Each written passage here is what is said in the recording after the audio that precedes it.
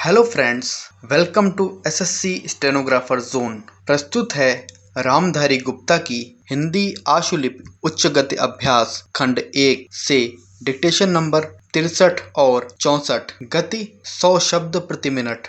नए डिक्टेशन की अपडेट्स पाने के लिए हमारे चैनल को सब्सक्राइब करें और नोटिफिकेशन पाने के लिए बेल आइकन को क्लिक करना न भूलें। इस डिक्टेशन की पीडीएफ फाइल के लिए डिस्क्रिप्शन में दिए गए लिंक को फॉलो करें या हमारी वेबसाइट gkword.co.in को विजिट करें। किसी भी तरह की हेल्प के लिए हमारे व्हाट्सएप ग्रुप और हमारे टेलीग्राम चैनल को डिस्क्रिप्शन में दिए गए लिंक को फॉलो करके ज्वाइन करें। 5 सेकेंड्स स्टार्ट।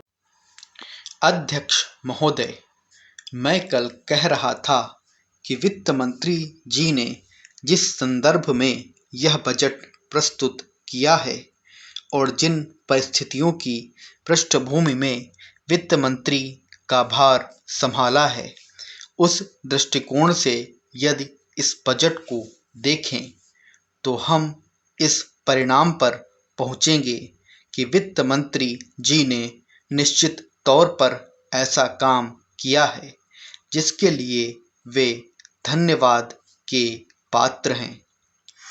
उन्होंने देश की अर्थव्यवस्था को सुधारने के भार को लेकर उसमें सफलता प्राप्त करके देश की बिगड़ती हुई आर्थिक दशा को सुधारा।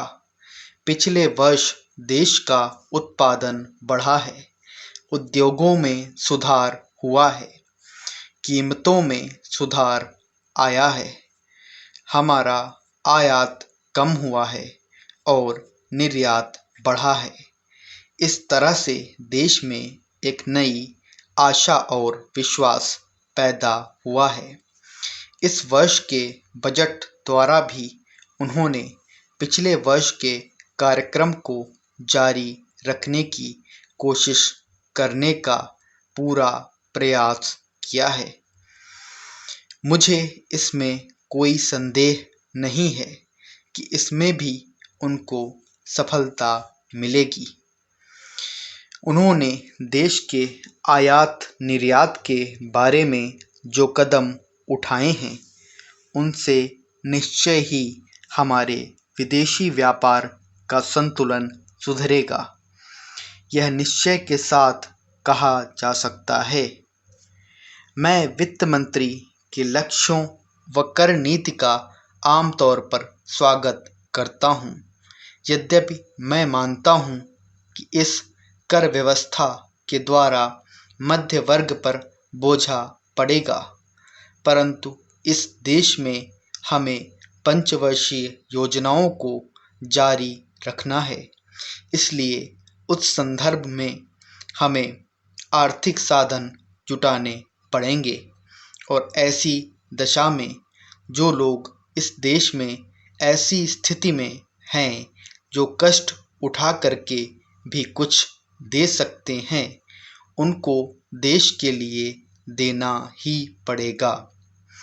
इसलिए वित्त मंत्री जी के इन कदमों का भी मैं स्वागत करता हूं, परंतु साथ ही साथ मैं नम्रतापूर्वक यह अवश्य कहना चाहता हूं कि वित्त मंत्री महोदय ने किसानों पर जो भी नए कर लगाए हैं, उनके ऊपर वे फिर सोचें।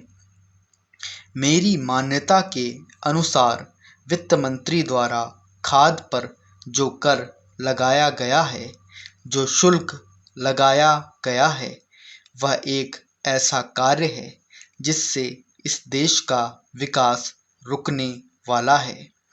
उन्होंने अपने बजट भाषण की भूमिका में कृषि संबंधी कच्चे माल के उत्पादन के लिए पूंजी लगाने की आवश्यकता पर जोर दिया है।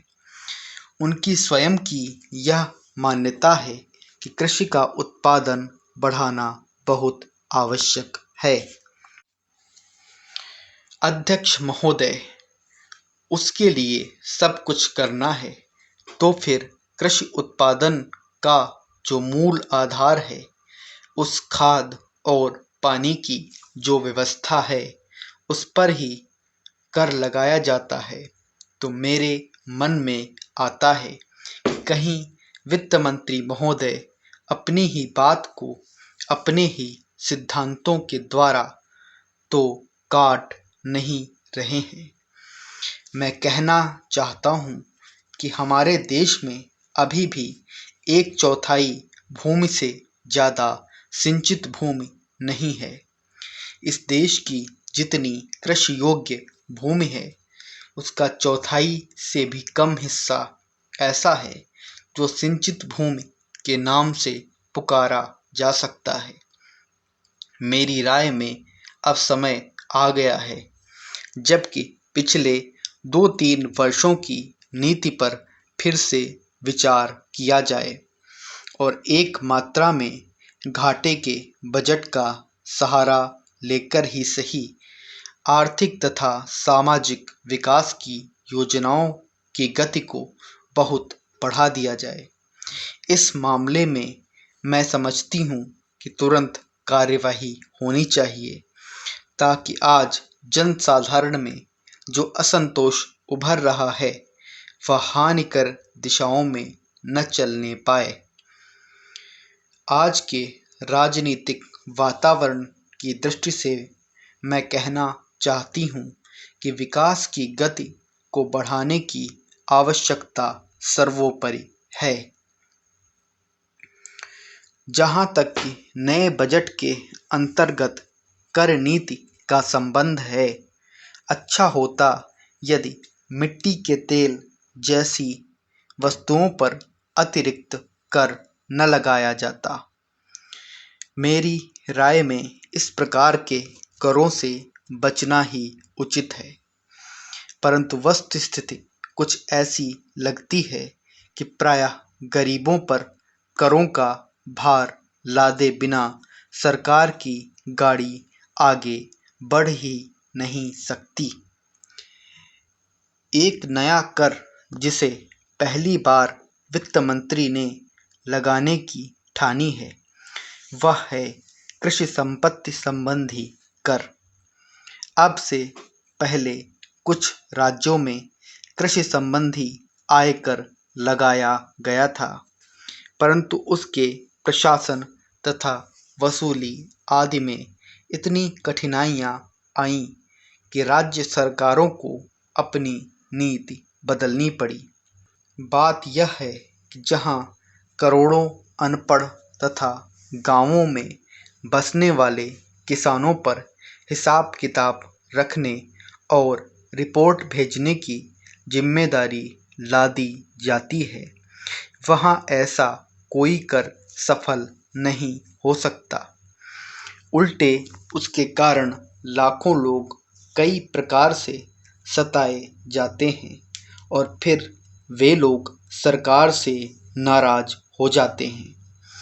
इसीलिए पहले देखना यह पड़ेगा कि यह कर कितने कृषकों पर लागू होने वाला है और उससे कितना रुपया कर के रूप में वसूल होगा। महोदय, इस बजट में उन्होंने कोशिश यह की है कि अमीर और गरीब कोई भी करों से बच न पाए, लेकिन उन्होंने उद्योगपतियों को थोड़ी सी छूट भी दी है। जो बड़े बड़े पूंजीपति लोग हैं, उनको कर से कुछ मुक्त किया है, कुछ सुविधाएं दी हैं। मैं नहीं समझ पाया हूँ कि ऐसा उन्होंने क्यों किया है। वह जो चाहेंगे उसको करेंगे, लेकिन मैं जो भी सोचता हूँ उसको आपके सामने रखना चाहता हूँ। इस विषय पर 3-4 दिन से चर्चा हो रही है, मैंने उसको सुना है। इस या उस पक्ष के किसी भी माननीय सदस्य ने यह निवेदन नहीं किया है कि खाद और पंपिंग सेट के ऊपर जो कर लगाया गया है वह उचित है। सभी ने यह कहा है कि उसको माफ़ कर दिया जाना चाहिए। जब सारे सदन के लोग सभी प्रतिनिधि एक आवाज़ से कहते हैं कि खाद और पंपिंग सेट के ऊपर कर न लगाया जाए, तो मैं समझता हूँ कि उनको इस बात को मान लेना चाहिए। ऐसी कोई बात नहीं की जानी चाहिए जिससे किसान रुष्ट हों, उनके उत्पादन में बाधा पड़े, क्योंकि भारत गाँवों में बसता है और यहाँ के 80% लोग गाँवों में रहते हैं। स्टॉप।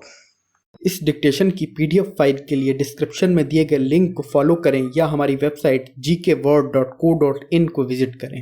किसी भी तरह की हेल्प के लिए हमारे व्हाट्सएप ग्रुप और हमारे टेलीग्राम चैनल को डिस्क्रिप्शन में दिए गए लिंक को फॉलो करके ज्वाइन करें।